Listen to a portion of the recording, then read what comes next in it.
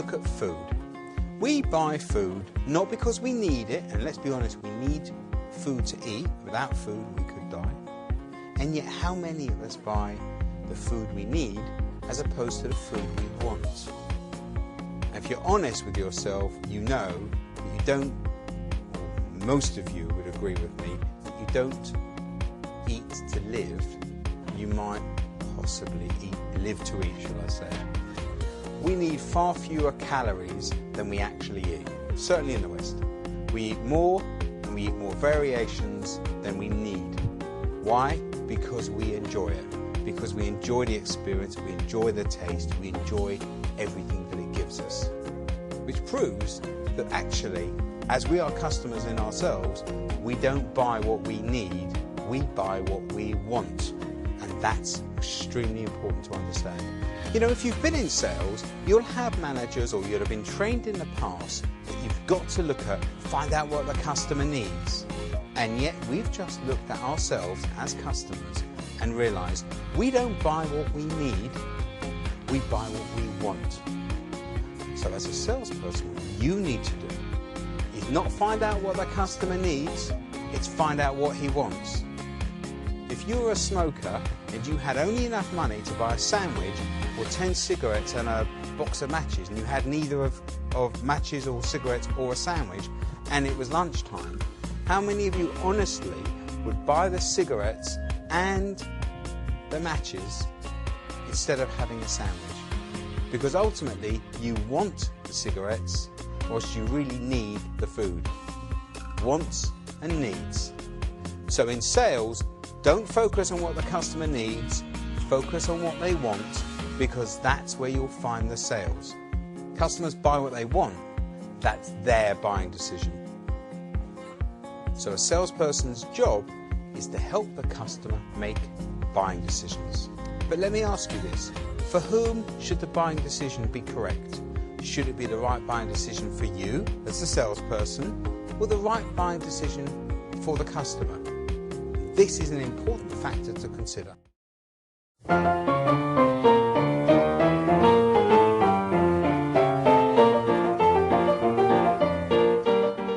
So the really good salesperson has the attitude that the right buying decision should be what's right for the customer. Now there's a century-old saying that says the customer is always right, and it was first coined by Harry Gordon Selfridge, or possibly Marshall Field, back in 1909. And it could probably do with an updated version. They originally created this when they opened up their new era department stores, Marshall Fields and Selfridges. And it was created so that the stores could be seen to be putting their customers' needs first, and it's been misunderstood by people ever since. The customer's always right was an absolutely groundbreaking concept in sales and customer relationship 100 odd years ago. Because up until then, customers were always going hand, or begging should I say, in a supplicant manner to try and get something from the salesperson. The important thing here is to consider what the customer wants, as long as that's commercially viable. If the customer wants a £1,000 laptop for £100, quite rightly the seller should be within his rights to say that the customer is not right.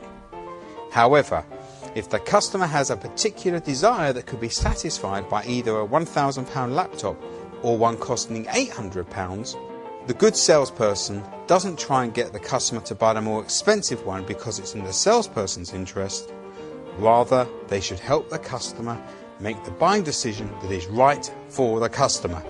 That is what selling is all about. So in conclusion, a salesperson's role is to help the customer make the buying decision that is right for the customer. And that's what selling is really all about. So how do we help the customer make the right buying decision for them? Now there are 8 steps to this. This is the 8 steps of the whole sales process. And the first step is time. You see, the customer has to give you their time. Time is money, as they say. Time is a valuable commodity. And if the customer won't give you their time, or if you don't get the customer to give you their time, you can't sell to them. Without the customer's time, you have no chance. The second thing you need to do is get their attention. In other words, they're here and now what? It's important that when you're talking about getting somebody's attention, you're engaging the customer and you've got their interest. And that means you've got to be talking about something that's relevant to the customer. And we'll look at how you do that later on in this course. The third part of the sales process is understanding. Now this is a two-way street. You have to understand what the customer wants, and the customer has to understand how you can help them, and also how your product or service can give them what they want. Without both of you understanding how each side can help the other, you have no chance of progressing the sale under any circumstances. The fourth element of selling, or the sales process, is respect. And again, this is a two-way street. You have to get the respect from the customer. But before you can do that, you have to respect them first. Very important, because a lot of salespeople don't respect customers, even though they think they do, because they don't care about how busy the customer is. They're only interested in what they want to do, not what's important for the customer. And so a good way of coining respect is saying somebody that respects a customer is only interested in what the customer wants or what's right for them. That's respecting your customer. If you do that, you'll get respect back. The fifth part is acceptance.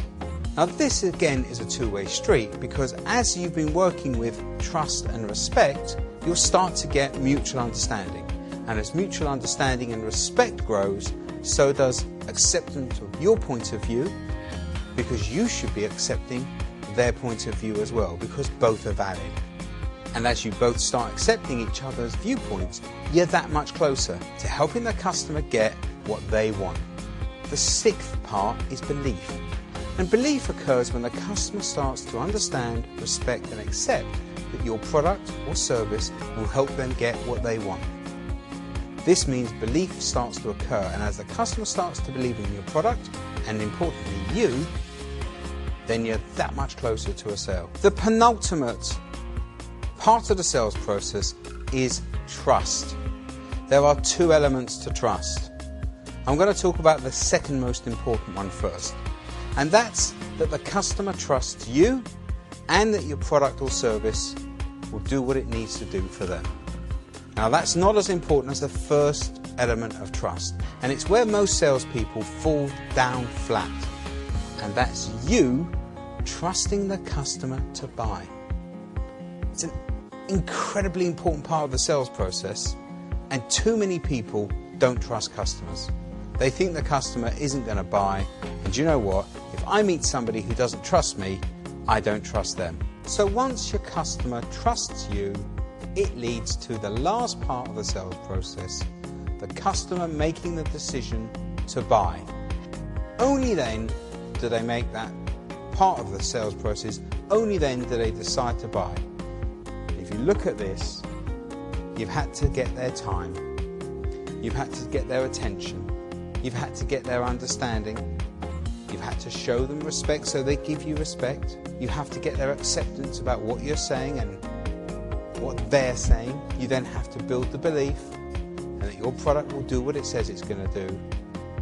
That way they'll trust you, they'll trust the product, and you can trust them, and then they'll decide to buy the product. That is the true consideration. It's only when that happens does any money potentially pass hands. The money is the mechanics. This is what's really going on. The buyer buys not what the product is, but what it does for them. And what it does for them is give them more peace of mind, make their lives easier, maybe more convenience, makes them feel more happy on an emotional basis, like reduce worry. This is what selling does. It gives people what they want by giving them what things do for them, and it's repaid in happiness and emotional uplift, and you pay for it with your time and your change of attitude over the sales process. That's why we like buying things, because when we buy something we feel good. because it empowers us and it makes us feel happy. Before we buy something, we look forward to buying it. During the process, we're excited. Afterwards, we have that pleasure of purchasing. And some people may have guilt because they've spent too much. And that's called buyer's remorse. But if you, as a salesperson, have done your job correctly by giving them what they want on a commercial basis, then that won't happen. And you and them will have an ongoing relationship that will stand the test of time, as opposed to people who are trying to sell stuff that isn't right for the customer and they're one-off deals. And anyone that's been in sales will tell you that selling to a customer that's already bought from you before is a lot easier than selling to a new customer.